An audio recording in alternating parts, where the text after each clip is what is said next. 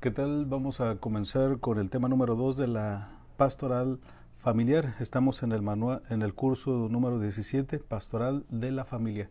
Gracias a Dios, pues vamos avanzando poco a poco en relación a esto. Recuerden que esta es a nivel semanal y en este itinerario que vamos llevando, el día de hoy toca este tema tan interesante que es la organización familiar, para ir conociendo un poco cada vez más de lo que estamos tratando o tratamos de ir aprendiendo en la pastoral familiar.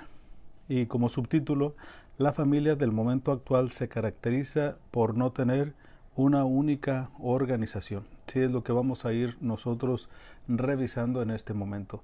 Les recuerdo que este video va a ser puesto en chat de grupo a las 8:30 de la noche por Formación Católica en Tijuana. De cualquier manera, pues aquí queda en Peregrinando por Tijuana para que ustedes lo puedan retomar en otro momento. Bien, entonces vamos al Directorio Nacional de Pastoral Familiar en el número 442.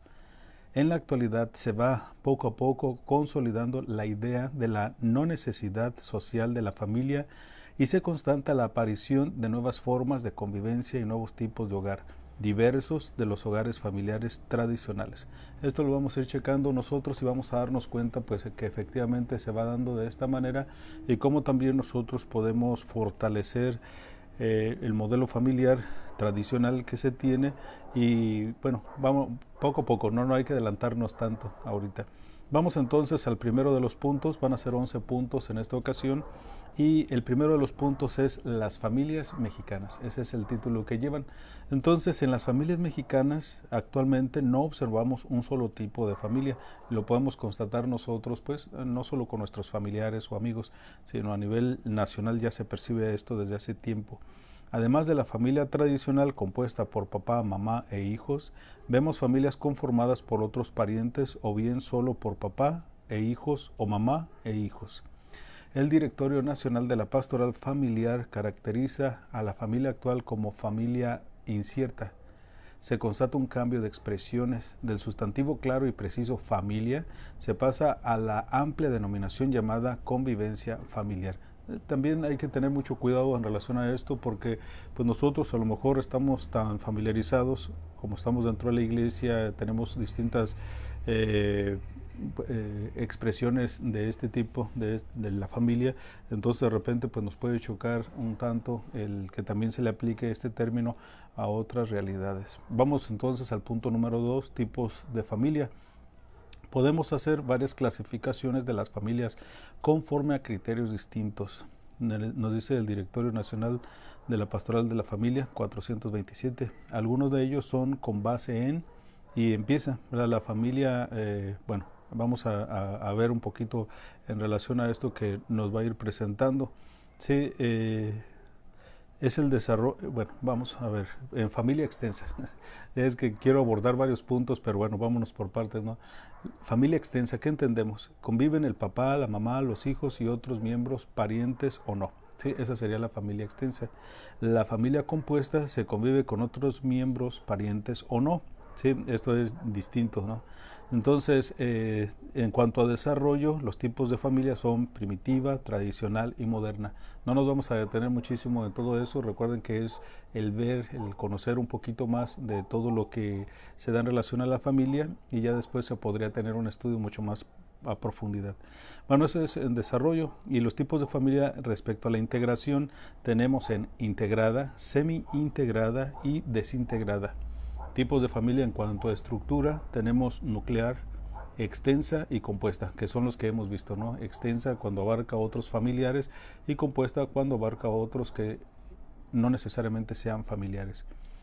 Tipos de familia en su forma de constitución, pues está unión libre, unión a prueba, unión formal, matrimonio civil, matrimonio religioso. En cuanto a la situación económica, existen tipos de familia, clase baja, media, media alta, alta. Sí, bueno, estos son los tipos de familia, así de manera muy breve. En el punto número 3, estructura de las familias. Y aquí nos proporcionan unos datos de 1999 por parte del INEGI, que es el Instituto Nacional de Estadística, Geografía e Informática. En México existen 4 clases de familias. Permítanme. Creo que me falta un poco de agua. Bueno, no la llegué. Entonces voy a tratar de hablar un poquito más lento para no atragantarme yo mismo. Estructura de las familias completas, monoparentales, sin hijos y consanguíneas. ¿Sí? Completas, monoparentales, sin hijos y consanguíneas. Completas es papá, mamá e hijos. Monoparentales, es decir, que solamente tengan o ya sea el papá o la mamá y los hijos. ¿Sí? El papá y los hijos, la mamá y los hijos. ¿Sí? Esos serían los monoparentales. Hay sin hijos, ¿verdad? Que serían las parejas solamente. Consanguíneas, ¿verdad? Con familiares diversos. En la última década se han incrementado las familias monoparentales y sin hijos. Creo que también lo hemos ido constatando a lo largo de nuestra existencia. Número 4, familias nucleares o completas. Nos vamos a enfocar allí y vamos a ir viendo, vamos a ver los distintos tipos de familias en relación a esto de la estructura de las familias y vamos a ver el porcentaje que en la actualidad, en el año 2009, que es las estadísticas del INEGI que vamos teniendo y qué porcentaje representaban en aquella ocasión. Es lógico que ya en nuestro tiempo ya han variado también estos porcentajes. Entonces, punto 4, familias nucleares o completas. Las familias nucleares o completas se integran por mamá, papá e hijos, habíamos dicho. En México prevalecen los hogares nucleares. Hasta el año 2009 aproximadamente el 65% de las familias totales. En general son familias jóvenes con un promedio de 1.7 hijos, de acuerdo con el INEGI. Este es el modelo de familia que en la iglesia conocemos como tradicional. Sí, la mayoría de nosotros estamos pero muy familiarizados con ello. En el número 5 seguimos con familias monoparentales que decíamos papá e hijos o mamá e hijos. Estas familias tienen un solo jefe, puede ser el padre o la madre con sus hijos. Se asocia a una ruptura conyugal o viudez, aunque también comprende jefes o jefas de familia que han tenido hijos siendo solteros. Incluye también a los cónyuges que viven temporalmente separados o que han migrado. Este grupo representa, óiganlo bien, ¿verdad? Porque es muy amplio también, es el 25% de los hogares mexicanos. El anterior, familias nucleares o completas, era del 65% y ahora estamos hablando del 25%. Recuerden que son estadísticas del INEGI del año 2009. En su mayoría estas familias son encabezadas por mujeres con una fuerte presencia de separadas y divorciadas. La situación de las madres solteras es compleja y tiene implicaciones psicológicas y sociales importantes. No todas presentan el mismo origen. Por ejemplo, aquí vienen 3 tipos de origen en las familias monoparentales, que sería por elección, por abandono y mujeres pobres. Por elección, independientes financiera y moralmente, eligen formar una pareja y reivindican su derecho a criar solas a su hijo. Luego, por abandono, son mujeres vulnerables, víctimas de las circunstancias, generalmente vuelven a casarse, lo cual acarrea situaciones complejas, la aceptación o no de los hijos por parte de la nueva pareja, hijos de uno, de otro y de ambos. ¿Sí? Mujeres pobres, tienen limitadas posibilidades económicas, mentales, afectivas y profesionales, carecen de autonomía y están a la merced de influencias. Con frecuencia tienen más hijos en circunstancias similares. Entonces ahí tenemos, ¿verdad? Son las familias monoparentales que tienen pues distintos puntos. Perdone, es que aquí anda el perrito roco. Ay, bueno, ya se fue. Permítanme. Un momento, por favor. Ahí estamos otra vez. El perrito roco, que ya lo conocen, anda por aquí. Bueno, entonces vamos con las familias monoparentales que les decía abarcan el 25% y ya vimos el origen, ¿verdad? Que puede ser por elección, por abandono y mujeres pobres. En el punto número 6, familias sin hijos. Incluye a las parejas que acaban de unirse o casarse y todavía no han tenido descendientes, a las parejas que no tuvieron hijos o a las parejas que tuvieron pero ya no viven en el hogar, representan el 12% del total de hogares familiares. En ellas prevalece la jefatura masculina, presentan una estructura más envejecida. La decisión de no tener hijos es influencia de los países europeos cuya natalidad fluctúa de 0 a 1 hijo, lo que ha ocasionado una población en su mayoría envejecida. En México, aunque la tasa de natalidad ha disminuido, las parejas siguen optando por tener hijos. Esto hay que observarlo muy detenidamente porque nos va a ayudar muchísimo a seguir entendiendo varios aspectos. Sí, si ustedes suman 65%, luego 25%, ya sería 90%, y luego 12%, como que ya no nos checan las cuentas, pero porque hay combinaciones. Sí, bueno, entonces de esta manera nosotros tenemos que estar muy al pendiente en relación a este tipo de parejas, ¿verdad? Que en este tiempo pues tal vez escuchamos más, sobre todo en las parejas jóvenes, ¿verdad? Que o no quieren casarse o no quieren tener hijos. Sí, entonces repito esta parte última porque creo que pues México todavía sigue siendo un país que apuesta por la familia. En México, aunque la tasa de natalidad ha disminuido, las parejas siguen optando por tener hijos. Vamos al punto 7. Familias consanguíneas, formada por el jefe y otros parientes como padres, hermanos, sobrinos, tíos y abuelos. Es decir, el jefe no tiene o no vive con los integrantes de su propio núcleo, es decir, esposa e hijos. Estas presentan solo el 3% del total de los hogares familiares. Les recuerdo, ¿verdad?, que por las combinaciones que se pueden dar entre las familias, pues que tenemos este tipo de porcentajes. ¿Sí? Luego en el punto número 8, familias extensas. Todos los tipos de familia pueden contar con la presencia de otros parientes cercanos. La composición de las familias mexicanas muestra la forma de agrupación que se adoptan ante la ausencia de algunos de los miembros de la familia y constituyen respuestas a las condiciones socioeconómicas prevalecientes que en forma temporal o definitiva se solucionan reuniéndose con otros parientes. Bueno, cada quien, ¿verdad?, de ustedes a través de las preguntas que tenemos al final de este tema, pues puede ir analizando, revisando cómo es, cómo se ha tenido la familia, su familia, cómo lo han vivido ustedes. En mi caso, pues bueno, yo tuve una familia nuclear, papá, mamá, ¿verdad?, y mis hermanos. Entonces, pues también de parte de mis abuelos maternos tuve el mismo ejemplo, y de mis abuelos paternos, bueno, está la ausencia, nunca conocí a mi abuelo paterno. Entonces pues ahí ya podremos ir entendiendo cómo se va estructurando todo esto, ¿no?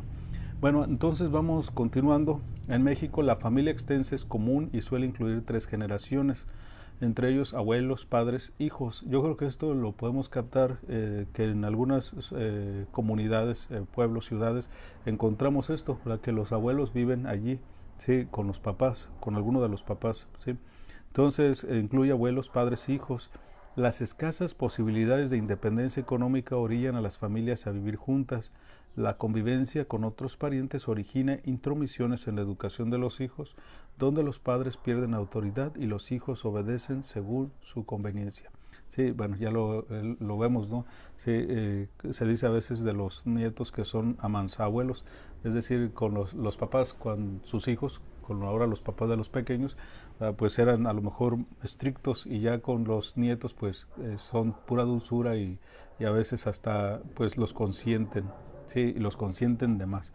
Sí, por eso nos dice aquí, ¿no?, esta parte: los padres pierden autoridad y los hijos obedecen según su conveniencia. Vamos al punto número 9, cambios en la organización familiar. En la actualidad, la configuración tradicional de la familia va desapareciendo, dando lugar a familias menos sólidas. Chequemos esto: familias menos sólidas, con poca tendencia a casarse y tarde. Sí, los que se van casando pues van postergando y postergando, ¿no? O tener pocos hijos y tarde también, además de que aumentan las separaciones y los divorcios, de los que emergen nuevas formas, entre comillas. En el año 2000 hubo 7 divorcios por cada 100 matrimonios. La duración de los mismos fue, en promedio, 11 años. Entonces, imagínense todo el impacto que va causando en nuestra sociedad. No solo, bueno, me iba a decir tijuanense, pero estamos hablando de México como nación. Entonces todo el impacto que va causando, y bueno, que va realmente afectando nuestra forma de percibir a la familia. Entonces los divorcios también van en aumento en matrimonios de 20 o más años de casados. Es decir, no solo las parejas jóvenes pueden resentir esto, sino también las parejas medianas de mediana edad. Entre las nuevas formas de familia se encuentran las personas que viven solas, uniones libres, estables, formas aconyugales, se refiere a las uniones homosexuales o de grupos de parejas. Estas formas de relación son signo del mundo actual que tiende a desinstitucionalizar la organización familiar. Muchas de ellas se presentan como contrarias o alternativas a la institución familiar. Entonces hay un gran reto aquí. Tenemos que seguir echando muchísimas ganas a la pastoral familiar, ¿sí? Y reforzar, ¿verdad? De reforzar todo ello, pues desde nosotros, ¿no? Desde individuos. Ustedes si son pareja, ¿verdad? Si son esposos, pues el también estar allí. Yo creo que también ayuda muchísimo llamar a las cosas por su nombre. Sí, me refiero, por ejemplo, pues pueden estar dos, hombre y mujer, viviendo en unión libre, y de repente puede decir mi esposo. Bueno, no es su esposo, ¿sí? Es su pareja. ¿Sí? Suena rudo, ¿verdad? Pero eso es, ¿verdad? Entonces nos ayuda a identificar y a saber dónde nos encontramos parados y si eso es efectivamente lo que queremos. Bueno, vamos al punto número 10, formas aconyugales. ¿Sí? Aconyugales. ¿Sí?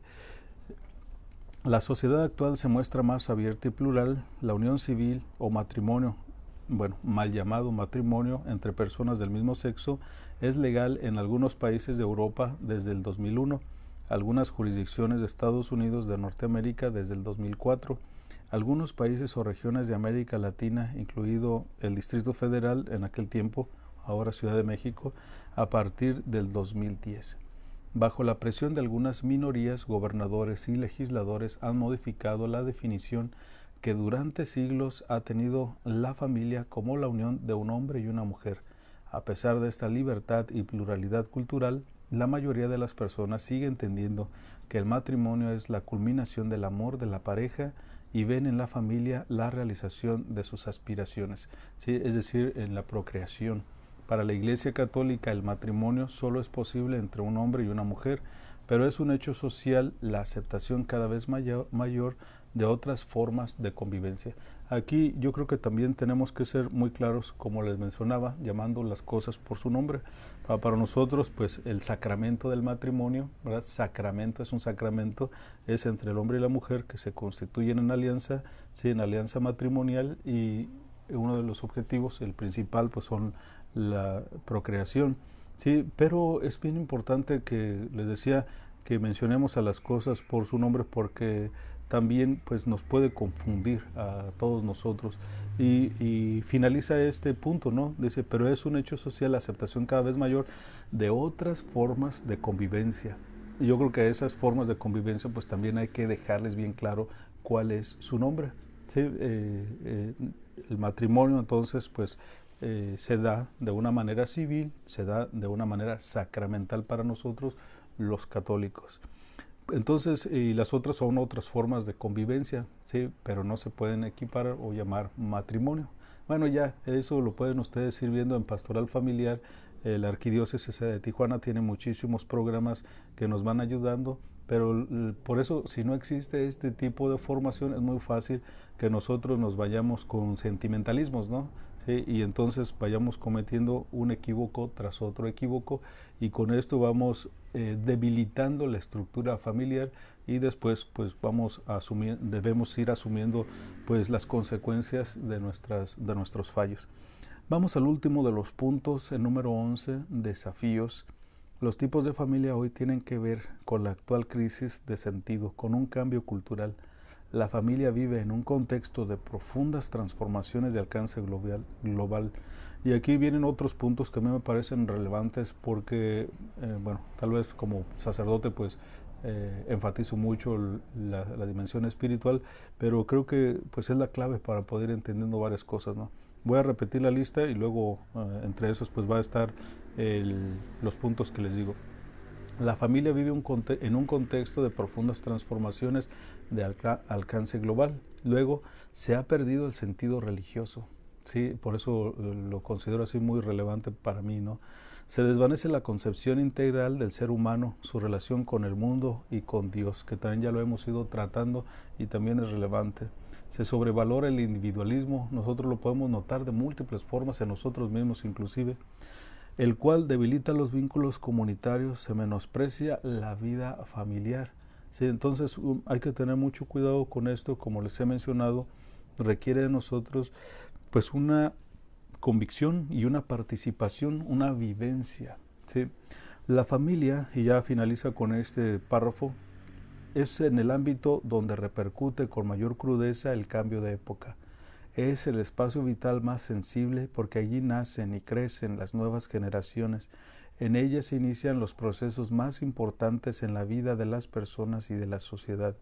La renovación profunda de la Iglesia latinoamericana tiene en la familia un punto de apoyo decisivo y una de las claves para asumir la misión continental que se propuso. Repito esta última parte porque inclusive la he subrayado, porque nos va ayudando a que realmente nos enfoquemos. La renovación profunda de la Iglesia, ¿sí? De la Iglesia latinoamericana, tiene en la familia un punto de apoyo decisivo y una de las claves para asumir la misión continental que se propuso, ¿sí? Es la familia. Bueno, vamos terminando y vienen las actividades individuales. ¿Cómo es tu familia? Descríbela. Sí, más o menos pues ya tienen los elementos para decir cómo es su familia, descríbanla. Bueno, eso es una actividad individual. Y en la actividad grupal compartan algún tipo de familia que consideren interesante en la realidad que viven. ¿Sí? Y por último, la evaluación, y es la respuesta que ustedes tan amablemente me están enviando. ¿Y qué desafíos pastorales identifico en la familia actual? Repito la pregunta, ¿qué desafíos pastorales identifico en la familia actual? Bueno, hermanos, hermanas, vamos ya finalizando, no sin decirles que la próxima semana, el próximo jueves a las 8:30 de la noche, vamos a tener el tema 3, la familia en el plan de Dios.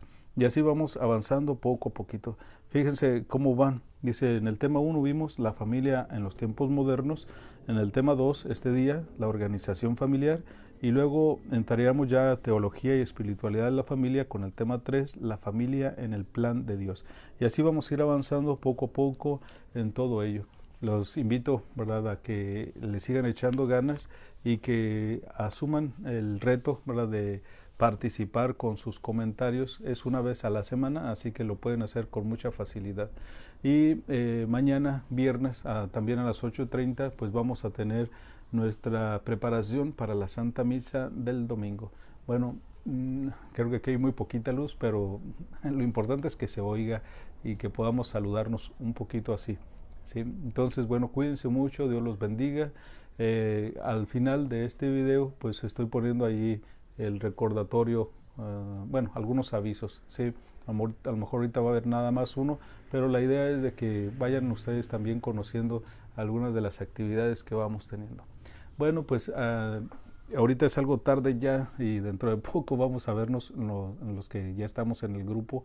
Entonces a las 8:30 de la noche en el grupo Formación Católica en Tijuana de esta misma página de Peregrinando por Tijuana.